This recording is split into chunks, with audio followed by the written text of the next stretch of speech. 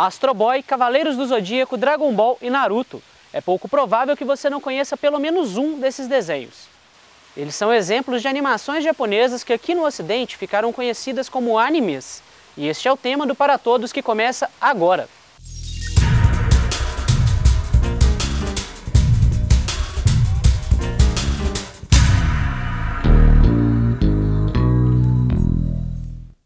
A palavra anime é usada para definir qualquer animação japonesa. Mas será que é apenas isto?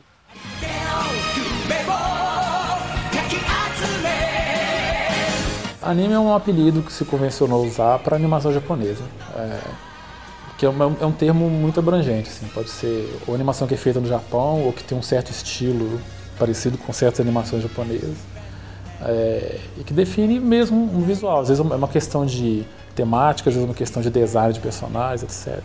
Mas aqui no Ocidente a gente tem toda uma cultura já em torno disso que a gente chama de anime, então o nome acabou ficando. A animação japonesa começa na época do cinema mudo ainda, assim como no resto do mundo, ela é um reflexo de alguns filmes muito pioneiros ainda, de 1910 mais ou menos, principalmente do Émile Cole, que é um animador francês, que foi realmente assim, um dos pais do desenho animado. E o Winsor McCay também, que era um quadrinista americano que fez alguns desenhos também muito pioneiros do desenho animado. A primeira animação japonesa que se tem registro, que existe até hoje, assim, é de 1917. Então já é alguns anos depois desses dois animadores que eu falei. E é ainda usando uma técnica de recorte de papel, com cenários e tudo feito à mão. E aí os bonequinhos são recortados com pedaços de papel e animados quadro a quadro com stop motion. Assim, não era aquele desenho animado no estilo da Disney. Mas a Disney era a grande inspiração a partir do final dos anos 20, começo dos anos 30. Ela passa a ser realmente o grande paradigma da animação que todos os estúdios tentam seguir atrás. Então, nos anos 30 e nos anos 40, a animação japonesa vai um pouco por esse caminho.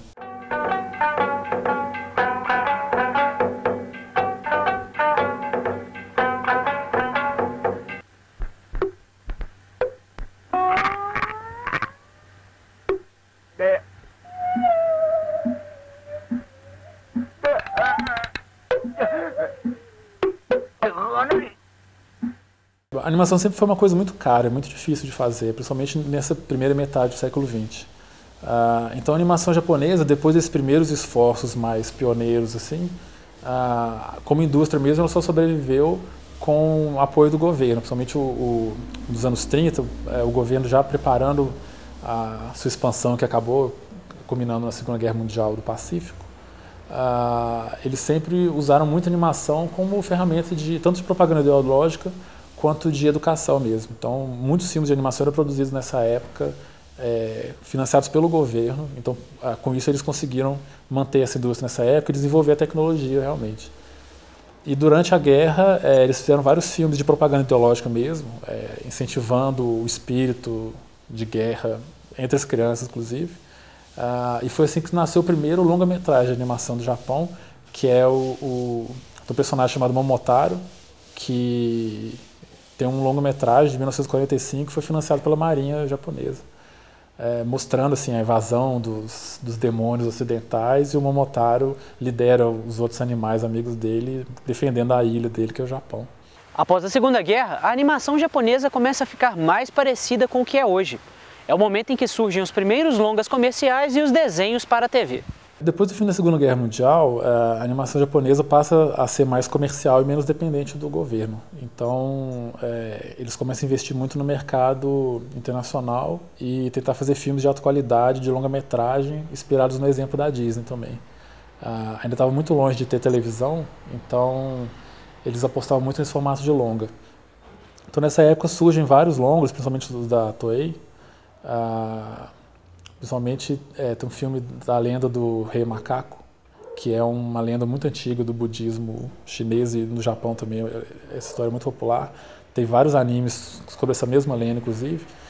E eles têm muito essa pegada, assim, de pegar elementos da cultura japonesa, asiática em geral, e fazer filmes e tentar exportar para o mercado ali perto deles. Então, esse filme passa do Japão, também exportado para a China, e chegou a ser dublado em inglês e exibido nos Estados Unidos também.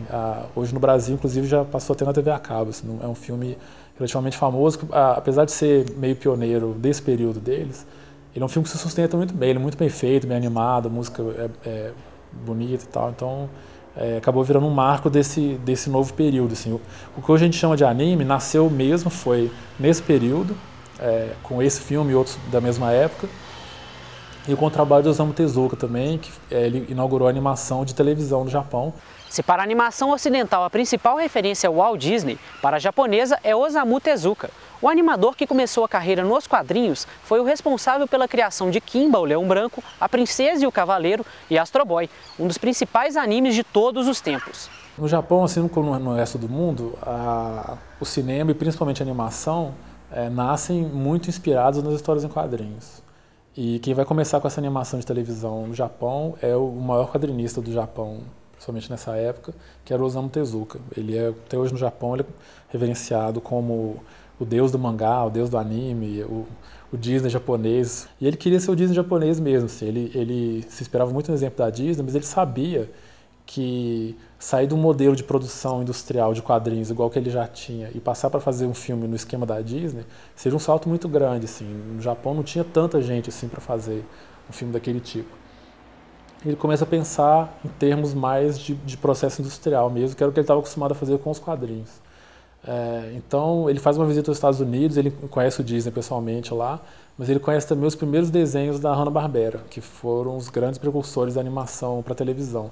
E ele volta para o Japão decidido a isso, a usar a mesma equipe que ele já tinha no estúdio de quadrinhos, e ele banca ele mesmo de começar a fazer uma série para TV, que foi o Astro Boy.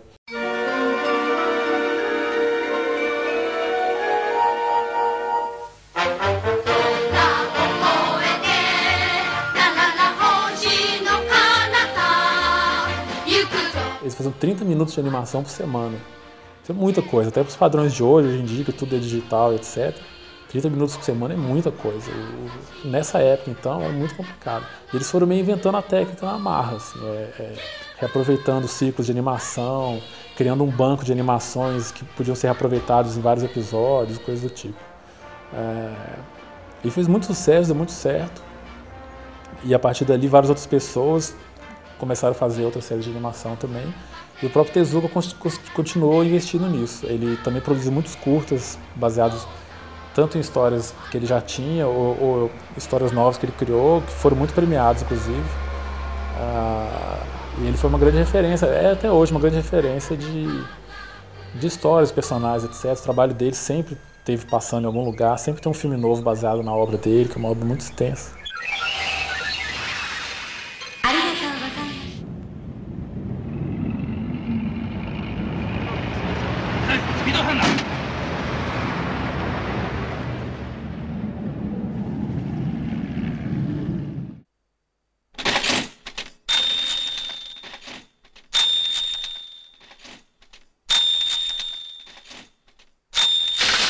Uma das principais influências do Tezuka para a história da animação japonesa é principalmente em termos de temática mesmo. Tem vários personagens, histórias que ele criou, acabaram virando padrões que foram repetidos, copiados várias vezes.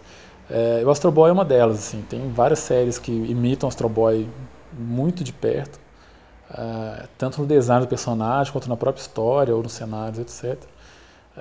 Mas foi um tema que acabou se desenvolvendo e virou meio um dos elementos do que a gente chama de anime.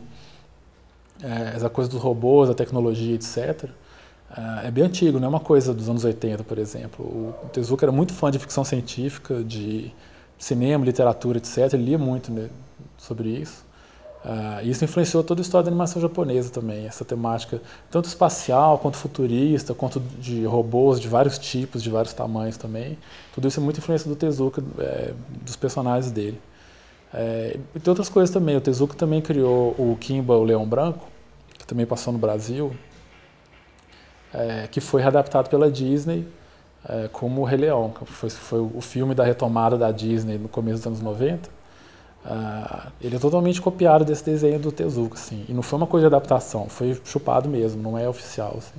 É até estranho que o Tezuka começou inspirado pela Disney e tentando aprender com o sistema da Disney e tal, e depois ele acabou sendo copiado descaradamente. Assim. Ainda bem que ele não viveu para ver isso, assim, mas é engraçado ver como que essas influências vão e voltam. Assim. A animação japonesa ela nasce inspirada pelo Ocidente e hoje em dia ela influencia muito o Ocidente.